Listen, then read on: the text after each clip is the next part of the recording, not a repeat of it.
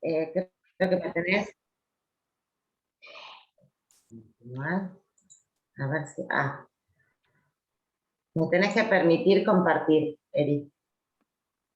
Ahí les anoté en el chat, chiques, la contraseña para acceder al corto, que Carolina había dicho que no había podido. La contraseña es Aldana y León, todo junto.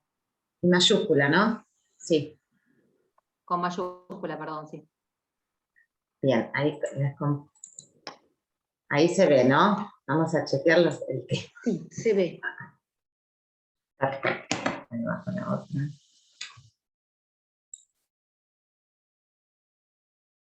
Bueno, para empezar, como les decía, la idea de la clase es estos ejes que había marcado, entonces queremos iniciar desde el punto de partida, ¿no? De qué hablamos cuando hablamos del sistema penal y este enfoque de género, pero sobre todo también leer, ustedes ya han atravesado las cuestiones penales, pero el sistema penal como esta forma de control social que no decimos, que no les estoy diciendo derecho penal porque justamente no está integrado solamente por una normativa, sino el sistema justamente lo integran no solamente el Código Penal, la Constitución, las convenciones, sino también todo el conjunto, lo que es la doctrina, las sentencias, que es lo que jueces y juezas dicen en relación a determinadas conductas reprochables o lo que entienden por determinados delitos o determinadas situaciones, y también las prácticas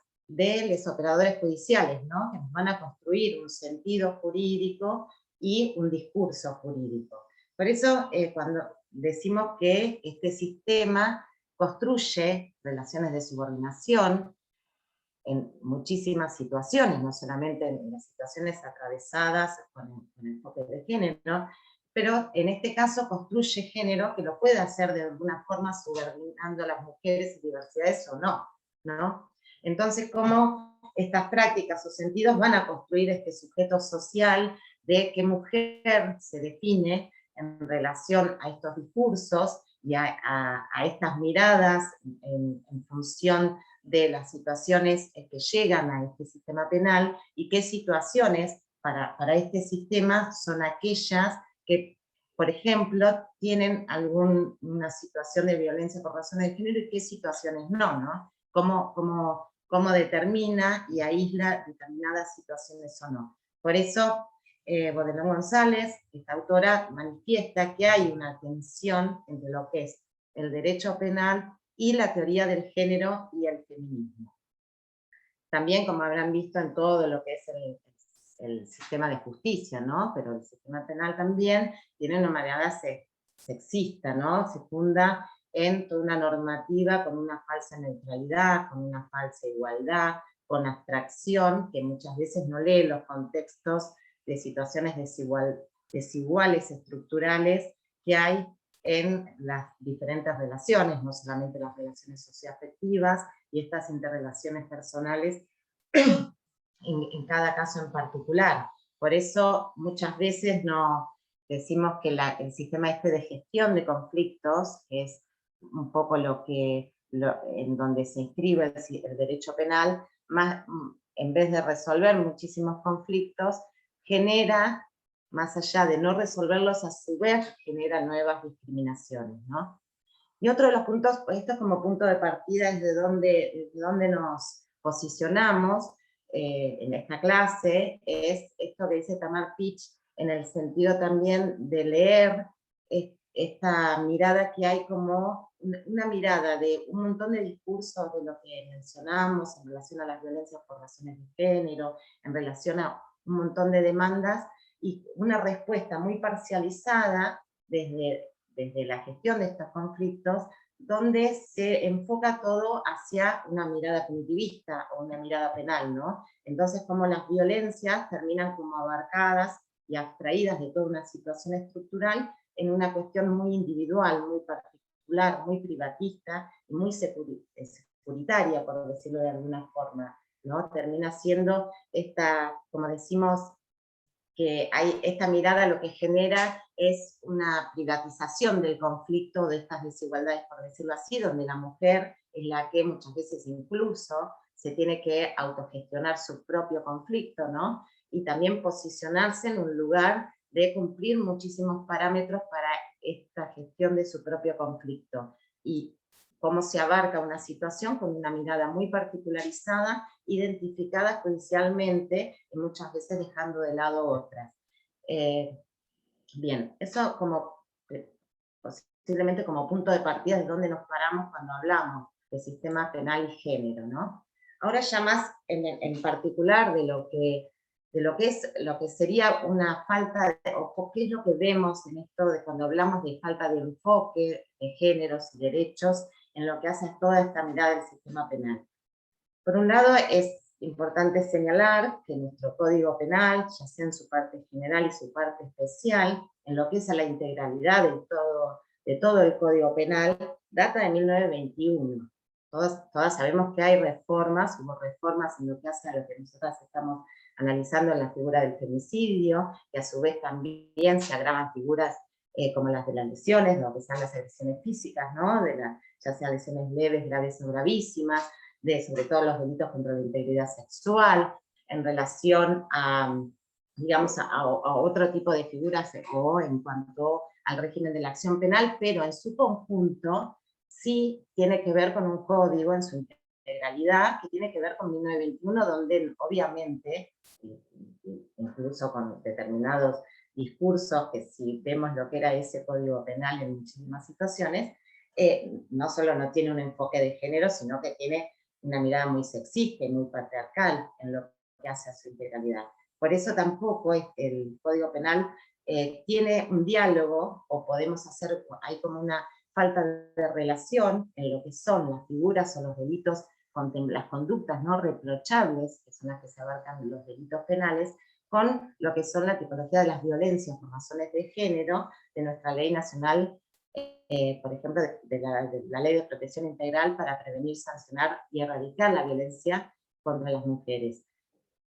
Fíjense que nosotros tenemos la violencia psicológica, la violencia simbólica, la violencia física, la violencia económica, ¿no? Y la violencia sexual, es lo que nos abarca la ley. Y por otro lado, si vamos a la tipología, a las figuras típicas de nuestro Código Penal, hay un cierto vaciamiento conceptual en relación a poder articularlo con estas formas de violencia. Incluso lo que en otros países sí se ha incorporado, que es en la figura de justamente la violencia por razones de género, en el sentido de esa violencia que no solamente tiene que ver con una conducta aislada o abstraída, sino con una violencia sostenida en el tiempo, sistemática, que muchas veces atraviesa diferentes formatos, puede ser un hostigamiento, un maltrato, tampoco existe en nuestro sistema, ¿no?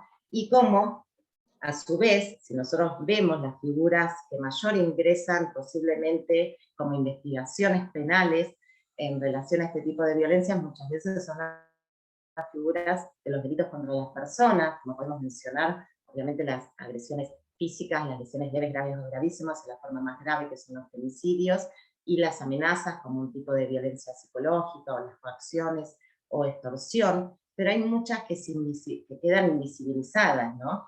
Como pueden ser las figuras de todo lo que hace a la violencia económica, incluso la psicológica cuando son hostigamientos, y que como que no encuadra en la figura específica de cómo está articulado nuestro Código Penal, o tampoco hay una relectura de esas dogmáticas para que puedan ingresar en esa figura. Les decía, por ejemplo, en lo que es la violencia económica, muchas situaciones que en realidad tienen que ver con un contexto de violencia y que se ingresan y se relatan como un robo, como una defraudación, se las aísla y se las trata con ese tema y no dentro de un contexto de violencia, con lo cual siguen unos parámetros absolutamente diferentes y no un enfoque de género, ni para su investigación, ni para la recolección de pruebas, ni para tampoco resolver un destino o un diseño de esa investigación. Por otro lado, también cuando hablábamos de lesiones, un tema que siempre me interesa rescatar cuando, por ejemplo, hablamos de las lesiones leves, en nuestro sistema siempre se ingresan las lesiones, aquellas como las que dejan una marca en el cuerpo. Sin embargo, el código, el cual dice un daño en el cuerpo, en la salud. También podemos leer en definitiva, un tema de la salud psicofísica y la salud en el sentido como lo interpreta la OMS, con lo cual no necesariamente tiene que ser una marca en el cuerpo para entender que hay un daño en la salud. Pero esto tiene que ver con un análisis y una reflexión sobre cada una de estas figuras con otro tipo de enfoque, con un enfoque de género que pueda leer estas desigualdades estructurales, ¿no? Y que atraviesan, cuando hay un contexto de violencia por razones de género, todas estas conductas delimitadas y tipificadas en nuestro código. A su vez, más allá de esto que les contaba, también vemos esto que les decía de que siempre se abarca, por lo que es la dogmática penal, una conducta aislada con los parámetros que ustedes ya han visto de la teoría del delito, ¿no? La acción típicamente jurídica y culpable, y cómo esta conducta se aísla, se subsume para que pueda llegar a poder subsumirla en el código y que abarque esta figura penal, y cómo al materializarla se abstrae de todo un contexto y de un análisis situado de cada situación, ¿no? Que muchas veces son únicas y se invisibilizan todas otras cuestiones que posiblemente atraviesen esa situación de vida, porque es eso. Otro de los puntos que también hacen a esta falta de un enfoque y una perspectiva de género es lo que hace a todo lo que es el régimen de la acción penal. Tenemos un sistema de la acción penal, ustedes saben que hay delitos que son de acción pública, que el Estado prosigue independientemente de la voluntad de la víctima. Hay otros que son de instancia privada, donde se requiere la voluntad de la persona que denuncia, que expresamente manifieste su voluntad de estar en la acción penal, y bueno, otros que son de acción privada. En el caso de los delitos o las conductas abarcadas muchas veces por estas situaciones, por violencia por razones de género, muchas están bajo el régimen de que son acciones dependientes de instancia privada, que requieren la voluntad de la persona para proseguir la investigación. Y lo que sucede, en principio, es contradictorio que en un mismo hecho, lo que les decía, ¿no? Que se fragmenta así, conductas, una misma conducta que posiblemente la persona manifieste que no quiere proseguir, sí se prosigue por otra porque tiene un régimen de acción pública. A la vez, o sea, más allá de la discusión en relación a la voluntad, o sea, cómo resolver el tema de la voluntad o no de los regímenes de instancia privada, y hay una discusión entre los feminismos en relación a cuál es lo más conveniente, sí también es real que en muchísimas ocasiones cuando la mujer manifiesta que no quiere proseguir, tampoco, puede ser que no quiera proseguir, puede ser que sí, pero tampoco se lee bajo qué situación o cuál es la situación del porqué de esta voluntad, ¿no? De desistir de la acción, si es por el sistema de justicia en sí, si es por miedo, si es porque en realidad no necesita, o sea, no quiere proseguir de esta instancia, posiblemente otras. Lo real es que tampoco se analiza cuál es la situación particular por la que cada persona muchas veces refiere no proseguir la acción. Bueno, y el otro de los enfoques en particular, que ahora igualmente va a hablar Antares en profundidad, es la desatención de leer estas situaciones de violencia por razones de género, cuando las mujeres se encuentran imputadas, que se invierte como el eje del conflicto, ¿no?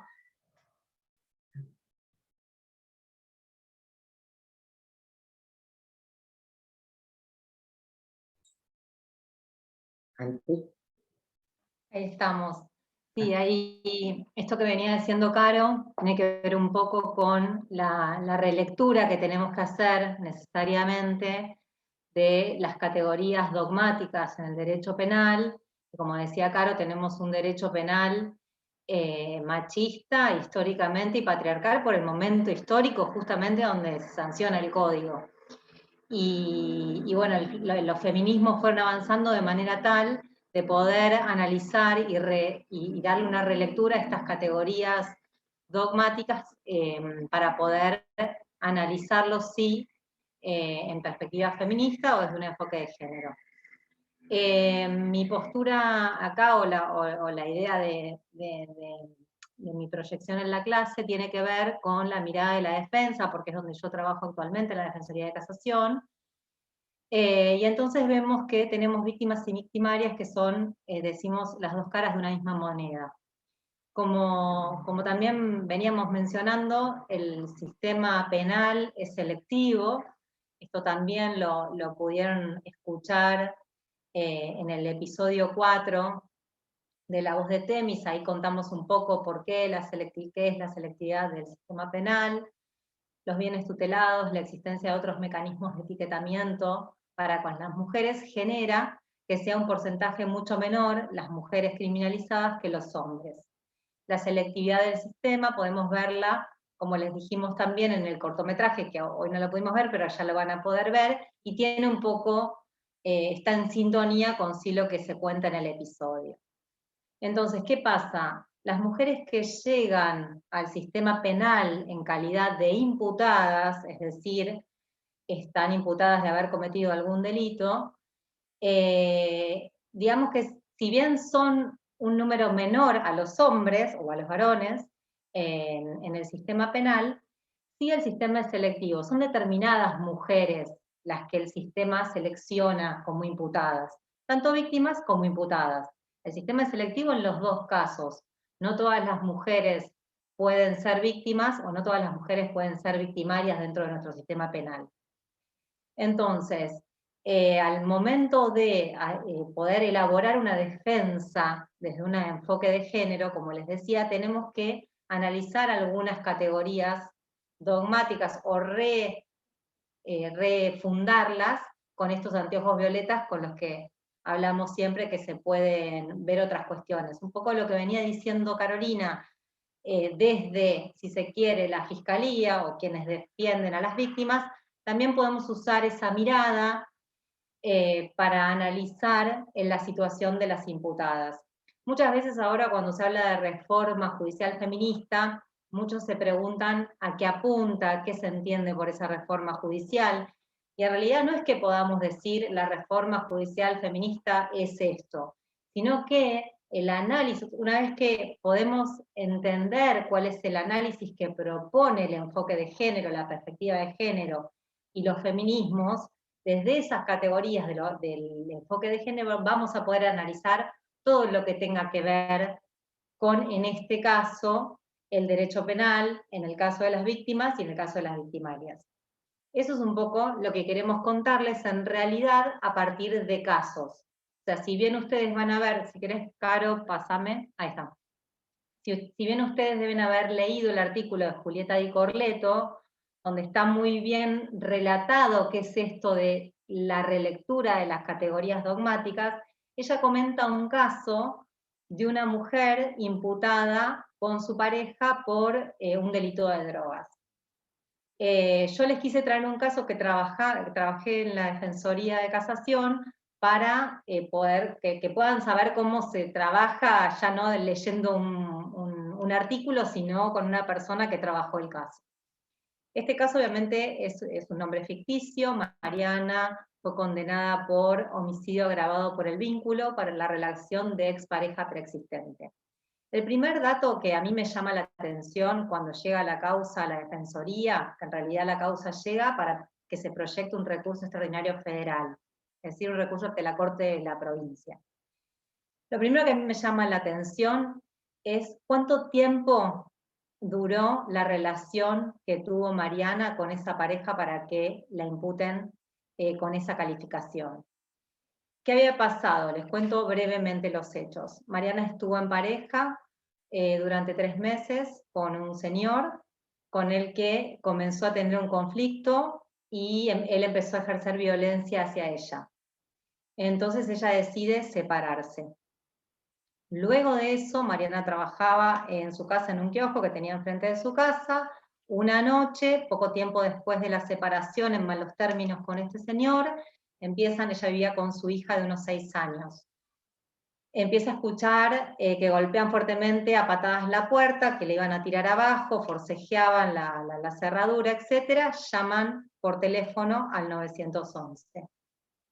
Antes de que llegue la policía, ella escucha un disparo, mira por la ventana y ven, digamos, la casa de Mariana tenía al frente el kiosco, un ingreso al kiosco y un ingreso a su domicilio. En el medio un patio, y detrás del patio inmediatamente la habitación de ella con su nena.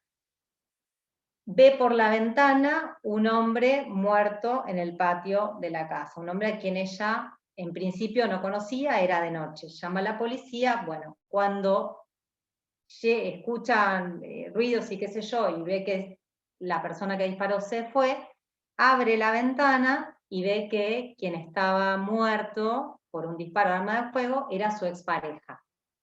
¿Qué hace Mariana? Inmediatamente va a la policía, que era ahí nomás de su casa, en el conurbano.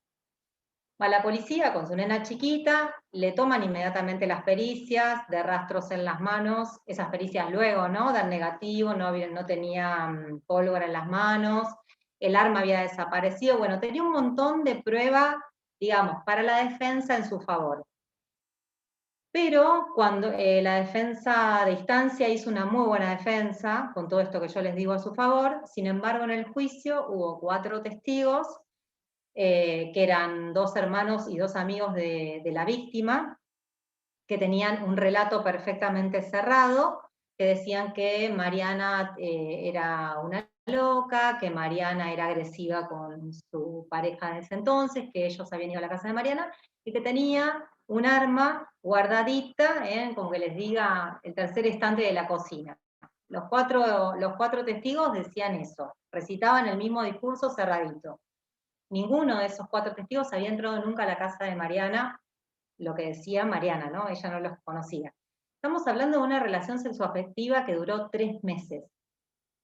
Entonces, ¿qué pasa en general? Y esto hablamos de volver a observar las categorías dogmáticas con anteojos violetas. ¿Qué pasa cuando esto sucede y quien fue el imputado, quien es el imputado es un varón?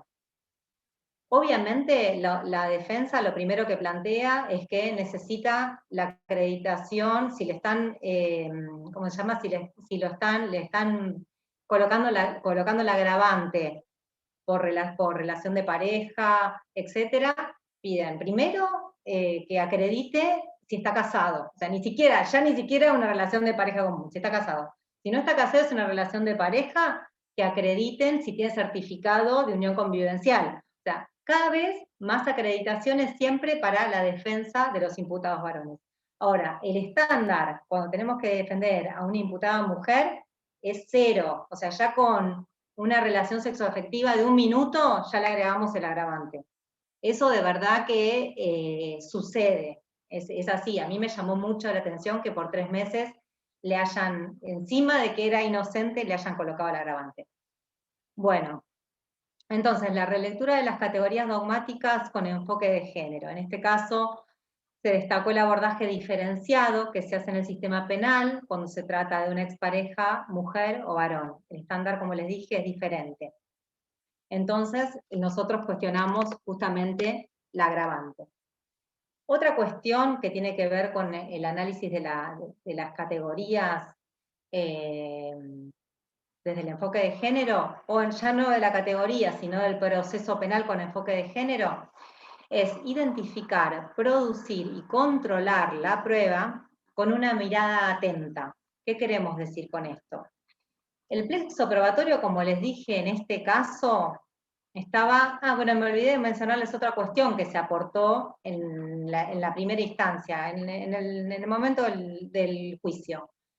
Cuando llega la ambulancia, retiran al señor que todavía no estaba muerto, dos testigos, el camillero y una médica de urgencias. Esas 2 personas que llevaron al señor hasta el hospital, pudieron hablar con el señor que estaba a punto de morir, y el señor les dijo que había sido víctima de un robo en la casa de su pareja. Es decir, en el momento en el que él estaba entrando a lo de Mariana, estaba ingresando un ladrón con un arma que era quien había disparado a la expareja de Mariana. Entonces, lo que dijo antes de morirse es que le había disparado un señor en la puerta de la casa de Mariana y que Mariana no había sido la culpable. Eso lo mencionan estos 2 testigos en el juicio. No obstante eso, el tribunal solamente escucha la versión de los testigos de la víctima, que era casualmente un varón. Entonces, la única prueba en contra de Mariana eran los testigos amigos de la víctima. La prueba que desincriminaba a Mariana no fue tenido en cuenta, entonces lo que plantea la defensa es la violación a estado de inocencia, y también planteamos la condena en base a estereotipos de género. Bueno, otra cuestión que tengo acá anotado es reconocer los eventuales intereses contrapuestos, porque quise estudiar este caso con relación a las categorías que se van estudiando los casos como hace Julieta Di Corleto. En este caso no tenemos intereses contrapuestos. Lo que hace Julieta Di Corleto en su artículo es explicar que había que dividir la defensa, había que separar, quiero decir, la defensa, porque había una mujer y un varón que eran pareja, los dos imputados por el mismo delito, y la mujer era inocente y el varón culpable, entonces no podemos tener una defensa unificada en ese caso. Eso es una digresión aparte. Y lo último que es importante agregar cuando analizamos un caso con una defensa técnica eficaz, vamos a decir después, es abordar la historia de vida de la imputada.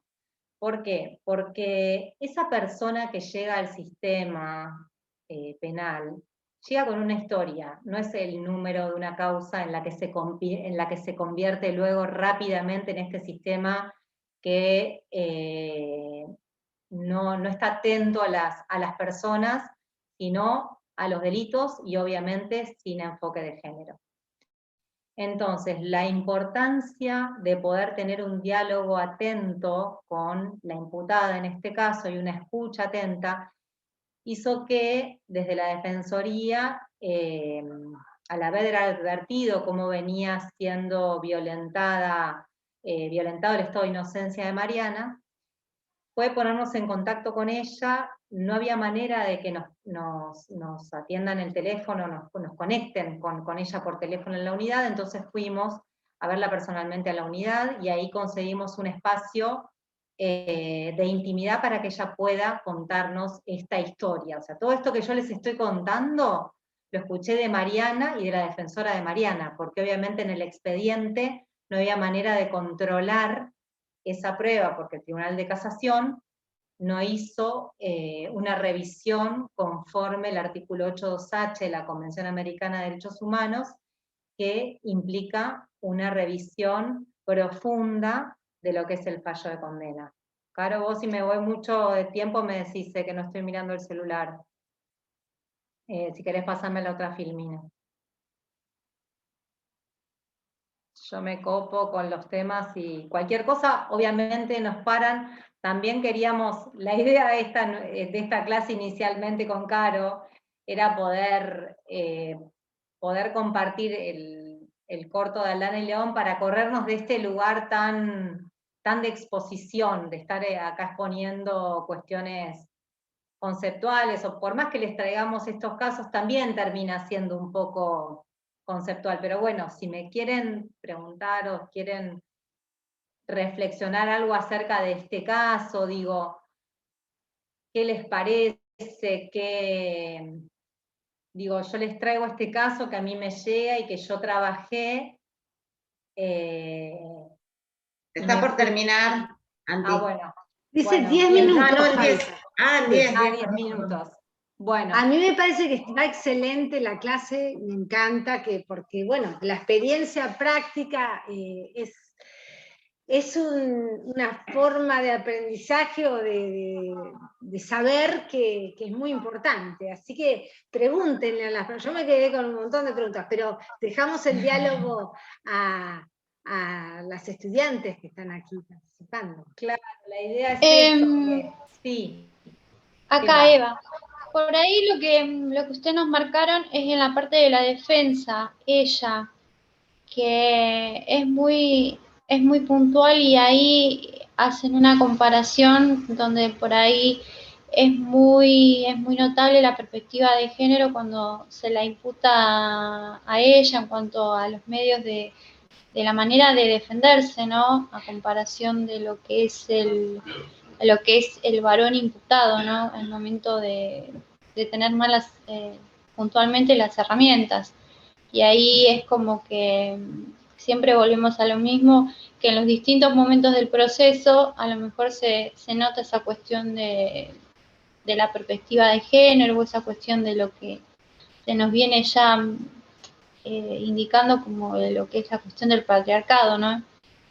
Por eso me quedo con eso, ¿no? Como que el proceso es uno solo y por ahí presentarse como una situación de mujer, uno es más vulnerable y puntualmente como son momentos de la defensa o la acusación, son momentos muy, muy importantes y que ahí se ven las herramientas quienes se deja ver esa cuestión feminista, quienes tienen más posibilidad de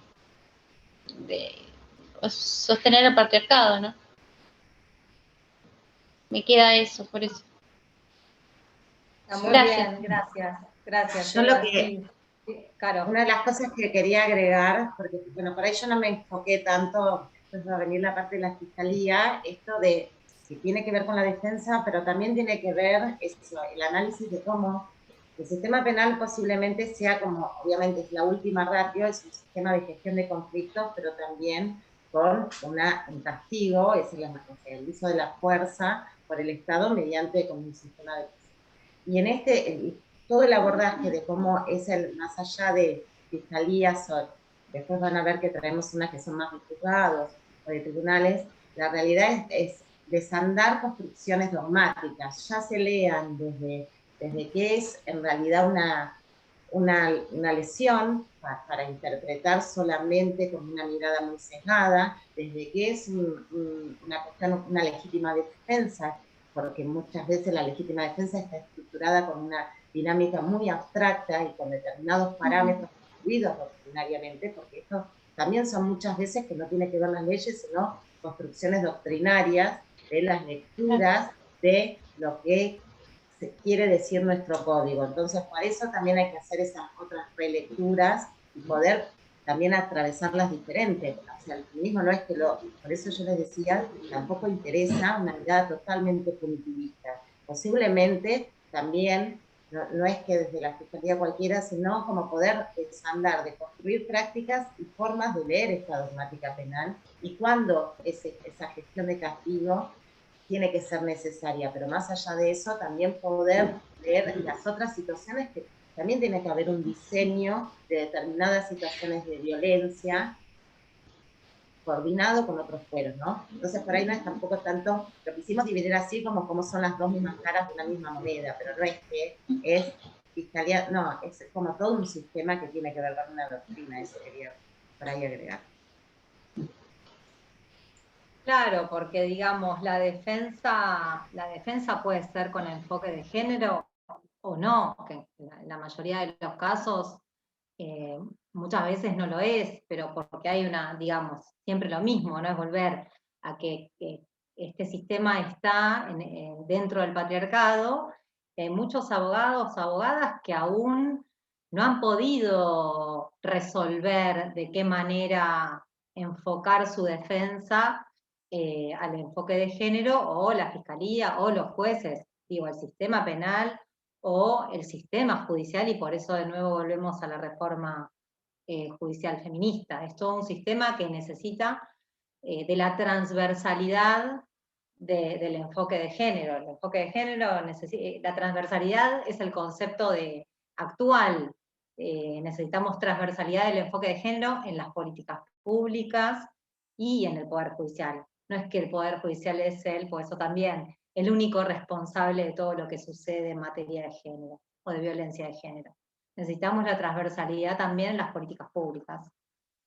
Bueno, entonces, cuando hablamos, sí, de mujeres imputadas, para asegurar el derecho a una buena defensa, es muy importante que la experiencia de la violencia hacia la mujer sea expuesta en los tribunales de manera clara y profundamente. ¿Qué pasa a veces?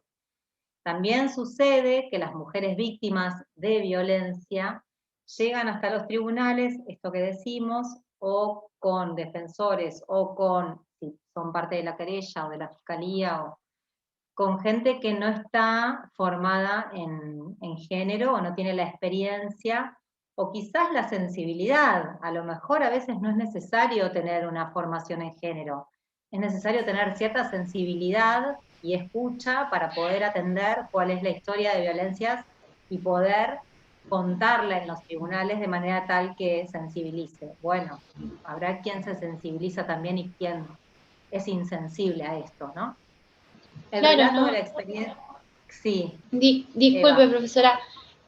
No, por favor. Yo me había quedado con eso, ¿no? Cuando usted hoy explicó lo de la OMS, que muchas veces con el tema que se trata no solamente de alguna lesión leve, sino también una cuestión de una sensibilidad emocional, lo que está dentro, más si lo queremos llevar más a lo que es a la salud mental, y ahí tocamos distintos puntos y volvemos siempre a ese mismo punto que es la sensibilidad, porque las mujeres no somos iguales en el sentido por ahí en sentimientos o en emociones a los hombres, somos completamente más emocionales, hay algunas que somos, me incluyo, sensibles más que otras, entonces somos todos distintos, más por eso yo voy más a lo sensible, más a lo de adentro, ¿no? Que hace a lo que estemos aptos o no. Lo más, Bueno, pero digamos, más está bien lo que decís, porque habrá personas, tanto varones como mujeres, unos más sensibles que otros, pero como no podemos, el Estado no puede quedarse o fundarse en la sensibilidad de los operadores judiciales, debe entonces encargarse, sí, de cumplir ahora que existe la ley Micaela, de cumplir con ese mandato legal, y de que todos los operadores judiciales, los magistrados, las magistradas, tengan formación en género, justamente porque, como hay tanta gente que por ahí no tiene cierta sensibilidad, yo lo que decía era que sí podía ocurrir que alguien que tenga cierta sensibilidad y no esté formado en género, pueda hacer una escucha o pueda lograr una defensa o un enfoque sensible. Pero no podemos quedarnos con eso como garante de los derechos de las mujeres. Eso quería llegar a decir. Entonces, el relato de la experiencia debe comprender el contexto, la responsabilidad social y los efectos de los y las testigos de las violencias. Si es del caso, es interesante incorporar elementos de la historia de vida de la mujer, por ejemplo, si fue abusada cuando fue niña o fue testigo de agresiones por parte de su padre hacia su madre. Falta un minuto. Leo esto último y cerramos con esta, Eri. Y lo que veníamos diciendo probablemente encuentre resistencias en los propios abogados y en los jueces, que no quieren hacer el esfuerzo de mirar desde otra perspectiva, que es la de género, y prefieren seguir calificando a la mujer de mala o de loca. Esto es una cita de Espacio y Fías, que está recomendada en la lectura que tienen ustedes para hacer, y es muy interesante este artículo justamente por la perspectiva que no es de género y que tienen tantos magistrados y magistradas. Así que si quieren cerramos